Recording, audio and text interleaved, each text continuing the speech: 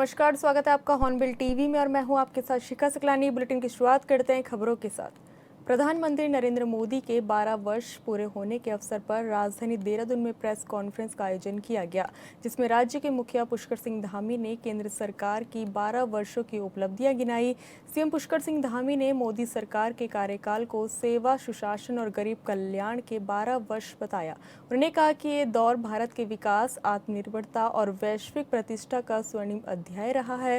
उन्होंने कहा कि वर्ष 2014 के बाद वैश्विक मंच पर भारत के प्रति दुनिया का दृष्टिकोण बदला है और देश आत्मविश्वास से भरा है।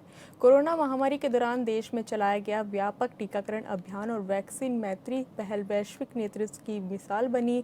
पिछले 12 वर्षों के दौरान मोदी सरकार की नीतियों की बदौलत देश के 25 करोड़ लोग गरीबी से बाहर आए हैं। गरीब कल्याण योजना के माध्यम से 41 करोड़ से अधिक लोगों को मुफ्त राशन का लाभ मिला।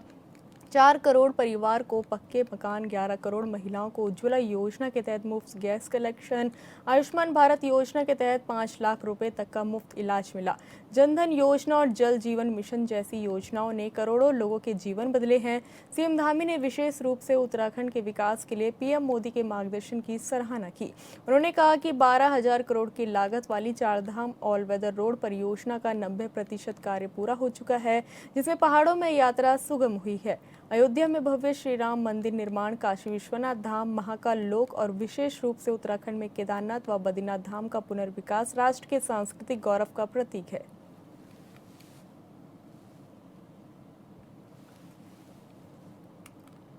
2024 में लगातार तीसरी बार आशीर्वाद देकर साबित किया कि नारे नहीं, देश की जनता काम पर वोट देती है। एक प्रामाणिक सरकार उन्होंने लगातार देश को देने का काम किया और इस समय देश की जनता के अंदर आत्मविश्वास भरा है। उम्मीदें लगातार धरातल पर उतर रही हैं और 2014 से पहले भारत की स्थिति वैश्विक मंच पर भी काफी मैं कहूं कि अविश्वास जैसी हो गई थी। दुनिया के मंचों पर भारत को गंभीरता से उस समय नहीं लिया जाता था। बैंकों की हालत पतली थी, देश के अंदर व्यवस्थाएं बदहाल थी और 2014 के बाद एक पारदर्शी नेतृत्व प्रधानमंत्री मोदी जी के रूप में देश को मिला और देश के वैश्विक मंचों पर भारत का मान बढ़ा, सम्मान बढ़ा, स्वाभिमान बढ़ा, हर क्षेत्र में कीर्तिमान बढ़ते चले गए और आज भारत आत्मविश्वास से भरा हुआ है, सुरक्षित और विश्व में आज सम्मानित राष्ट्र बन चुका है। उससे पहले के समय में, कांग्रेस के समय में योजनाएं बनती थी, कागजों पर बनती थी और वो पूरी भी नहीं होती थी। आज मोदी सरकार में योजनाएं बनती भी हैं और धरातल पर उतरती भी हैं। पहले के समय में योजनाएं शुरू होती थी, शिलान्यास होते थे, लेकिन उसके लिए कई पीढ़ियां लग जाती थी इंतजार करते करते कि इसका लोकार्पण कब होगा। योजनाएं बीच में ही अटक जाती थी, भटक जाती थी और मोदी जी ने देश के अंदर एक नई कार्य संस्कृति का सूत्रपात किया कि अब योजनाओं का शिलान्यास होगा तो उन योजनाओं का लोकार्पण भी होगा, उद्घाटन भी होगा। और लंबे समय तक देश की आजादी के बाद देश के अंदर कांग्रेस पार्टी का शासन रहा और उस शासन में लगातार गरीबी हटाने के बड़े बड़े नारे दिए गए। बड़े नारे दिए जाते थे कि गरीबी हटेगी, देश में उजाला आएगा, तमाम प्रकार की चीजें। लेकिन गरीबी नहीं हटी, बल्कि गरीब लगातार दबता ही चला गया। और मोदी जी ने अपने शासनकाल में 25 करोड़ लोगों को देश के गरीबी रेखा से बाहर निकालने का ऐतिहासिक काम किया है। कांग्रेस के समय में भ्रष्टाचार व्यवस्था का एक हिस्सा बन चुका था। मोदी सरकार ने इस भ्रष्टाचार को पूरी तरह से समाप्त करने के लिए जो डीबीटी की प्रक्रिया अपनाई और डीबीटी की प्रक्रिया से जो पैसा लाभार्थी के खाते में जाना होता है या जिसको मिलना होता है, उसमें किसी भी प्रकार की 0.001% की भी गुंजाइश नहीं होती है।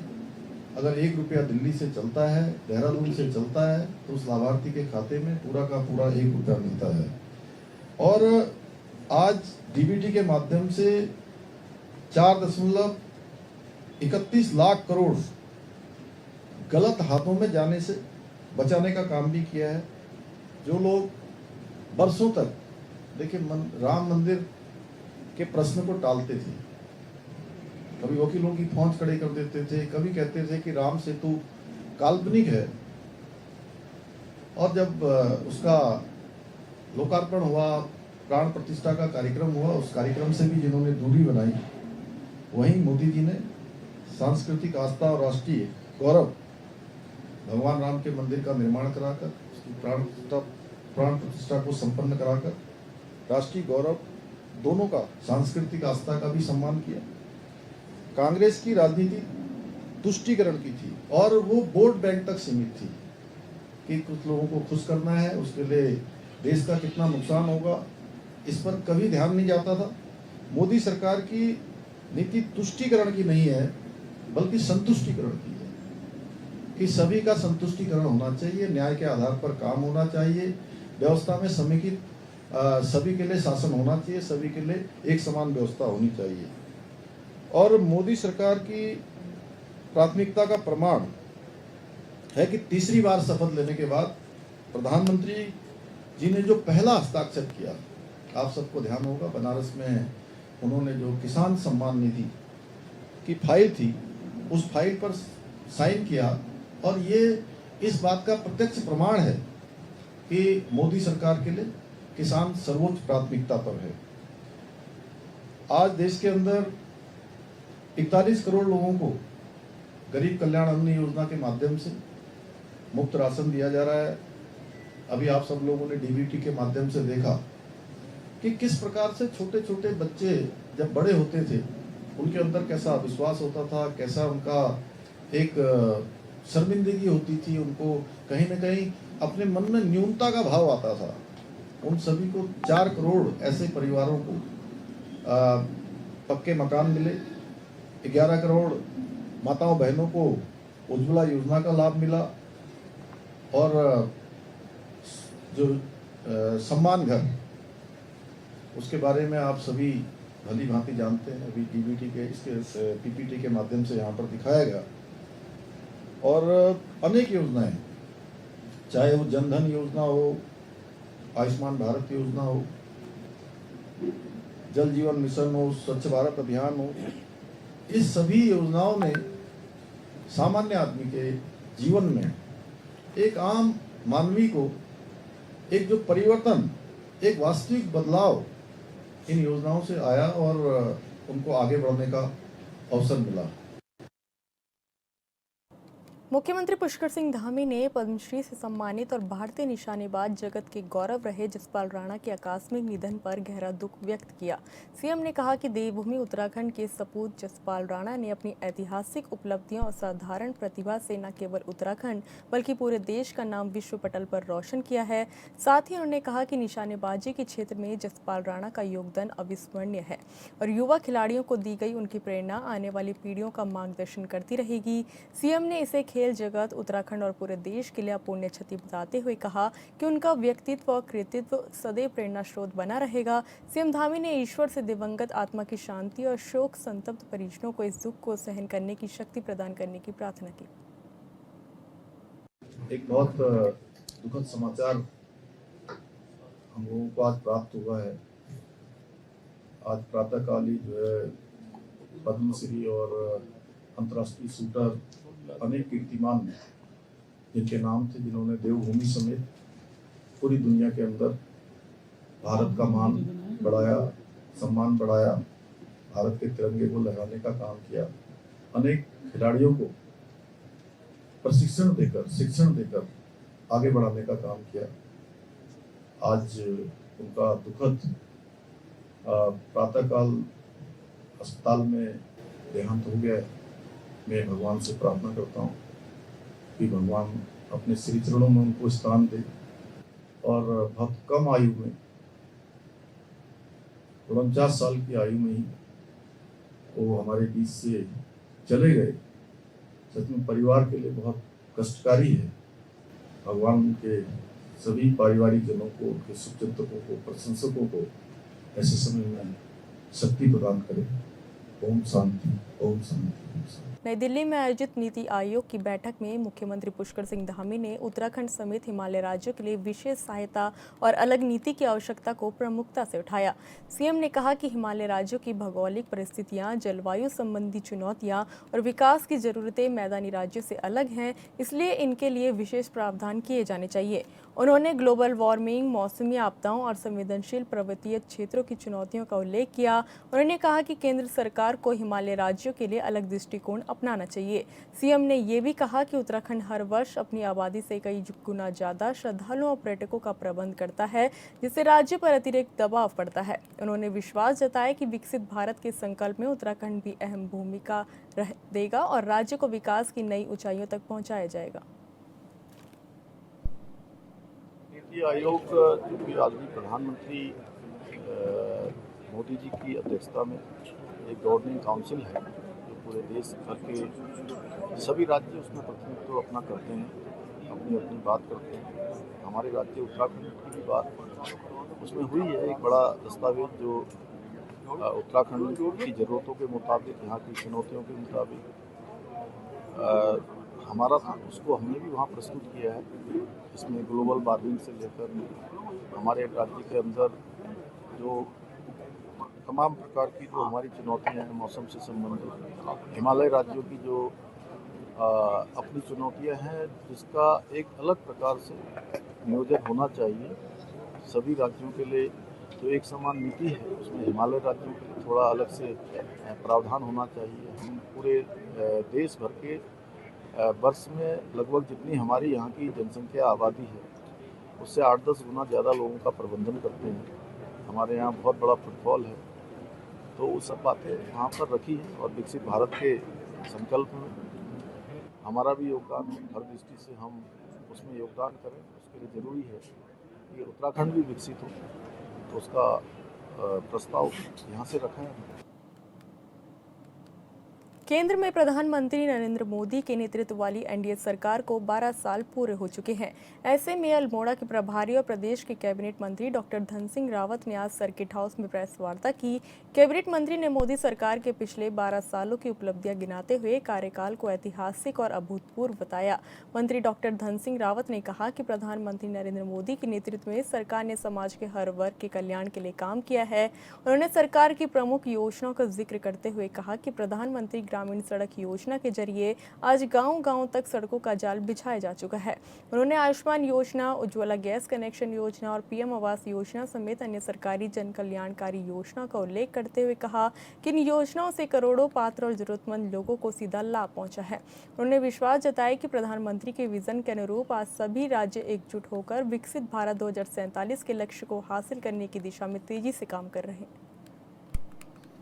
माननीय प्रधानमंत्री मोदी जी के जो 12 वर्ष का उनका प्रधानमंत्री जी के कार्यकाल पूरा हुआ है, उसके लिए पूरे प्रदेश में आज सभी जिलों में प्रभारी मंत्रियों ने प्रेस की है। इसी संदर्भ में मैं आज अल्मोड़ा में आया हूं और हमारे प्रधानमंत्री मोदी जी के कार्यकाल में आप देख रहे होंगे सबका साथ, सबका विकास और सबका विश्वास। इस नीति के तहत हमारे प्रधानमंत्री जी ने आज देश के 25 करोड़ गरीब लोगों को जो है गरीबी रेखा से ऊपर उठाया है। और हमारे प्रधानमंत्री आदरणीय मोदी जी का संकल्प है कि 2047 तक भारत को एक विकसित राष्ट्र बनाना है। और उसी परिप्रेक्ष्य में आप देख रहे होंगे कि हमारे मुख्यमंत्री धामी जी के नेतृत्व में हम भी उत्तराखंड में लगातार जो है हमारी सरकार जन उपयोगी कार्यक्रम लगा रही है, विकास के काम कर रही है। और आज प्रधानमंत्री मोदी जी के नेतृत्व में भारत जो है एक विकसित देश बनने के अग्रसर है।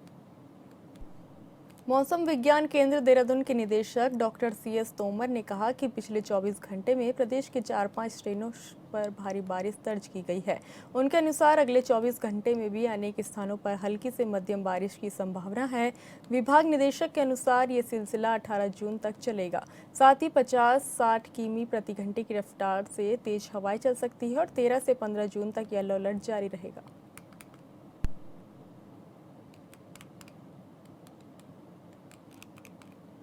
देखिए पिछले 24 घंटे में भी जो है हमको जो वर्षा रिकॉर्ड हुई है काफ़ी स्थानों पे जो है हमको हैवी रेनफॉल भी 4-5 स्टेशन पे प्राप्त हुआ है और अधिकांश स्थानों में प्रदेश में रेनफॉल भी प्राप्त हुई है। जैसा कि पूर्वानुमान था।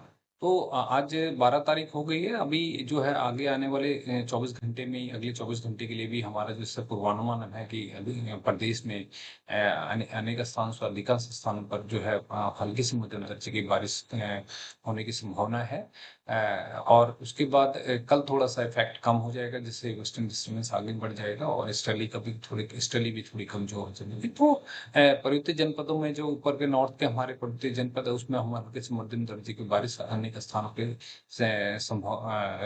संभावित है और बाकी पर्वतीय क्षेत्रों में जो है हल्की से मध्यम दर्जे की बारिश कहीं कहीं हो सकती है। मैदानी इलाकों में हल्की से बहुत हल्की बारिश कहीं कहीं अनुमानित है। उसके बाद 14 तारीख में जो है कहीं कहीं पे ही हम हल्के से मध्यम दर्जे की बारिश का अनुमान लगा रहे हैं अभी और जो है हमारे मैदानी क्षेत्र है वहाँ पे हल्की से बहुत हल्की बारिश जो है वो हो सकता है। 15-16 तारीख में हम पर्वतीय क्षेत्रों में ही हल्के से मध्यम दर्जे की बारिश जो है कहीं कुछ स्थानों से लेकर के कहीं कहीं पे अनुमानित है। चमोली के बद्रीनाथ धाम में ज्येष्ठ पुरुषोत्तम मास के चलते इन दिनों तीर्थ यात्रियों की जबरदस्त भीड़ उमड़ हुई है। जून के महीने में बद्रीनाथ धाम की यात्रा सारे रिकॉर्ड तोड़ने वाली है। बता दें कि धाम के कपाट खुले 1.5 महीने हो गए हैं जिसमें यात्रियों की आमद का आंकड़ा 10 लाख पार कर चुका है। आज भी बड़ी संख्या में श्रद्धालु मंदिर परिसर में पंक्तिबद्ध होकर भगवान बद्री नारायण दर्शनों का पुण्य लाभ अर्जित करते नजर आ रहे हैं।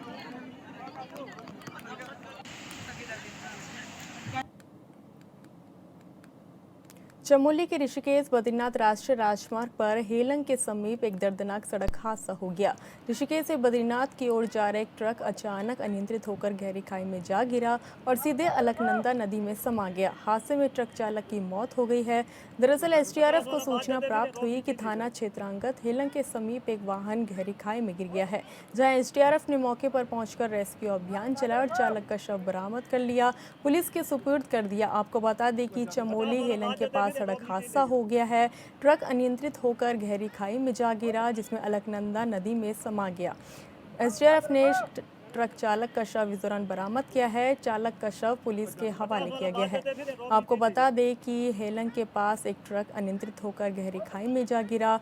हादसे में ट्रक चालक की मौत हो गई है। एसडीआरएफ ने चालक का शव बरामद किया है और पुलिस को दे दिया है। आपको बता दें कि चमोली के हेलंग के पास बड़ा हादसा हो गया जहां एक ट्रक अनियंत्रित होकर गहरी खाई में जा गिरा।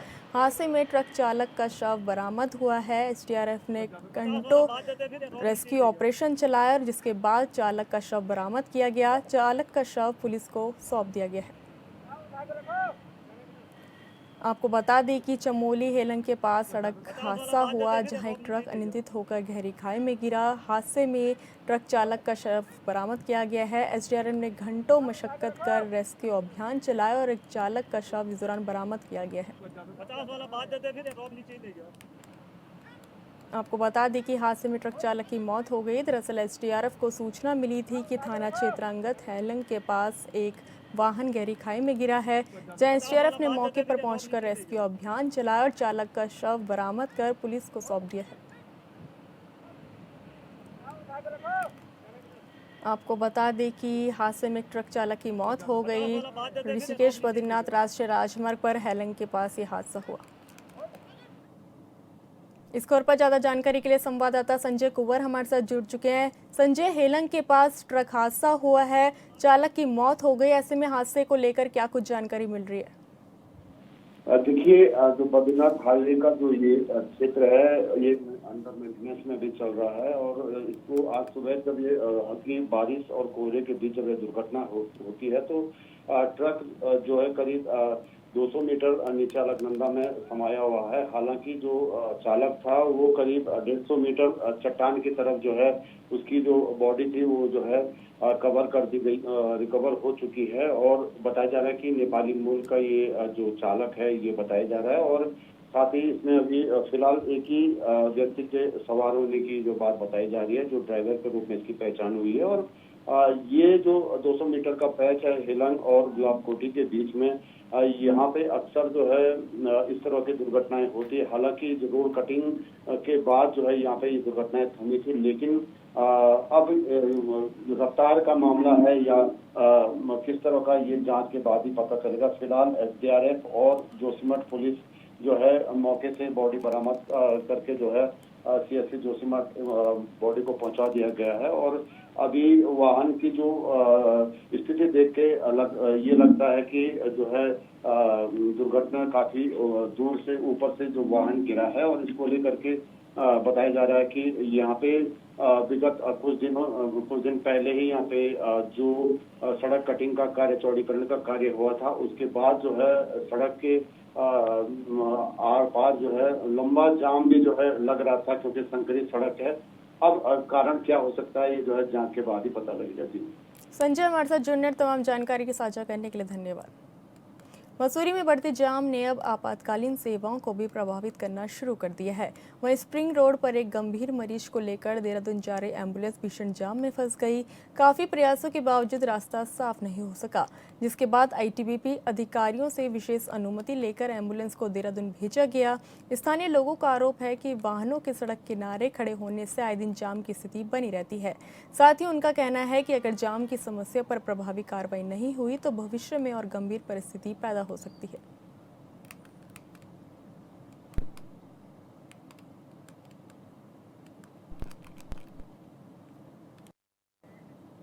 आपको बता दें कि मसूरी में लगातार जाम की समस्या बनती रह रही है। ऐसे में मसूरी के जाम में एम्बुलेंस फंस गई। मरीज के लिए अवस्थित पार्किंग बनी मुसीबत। तत्काल में दूसरे वक्त अस्पताल पहुंचाया गया। फिलहाल इस बुलेटिन में इतना ही। आप देखते रहिए हॉर्नबिल टीवी। नमस्कार।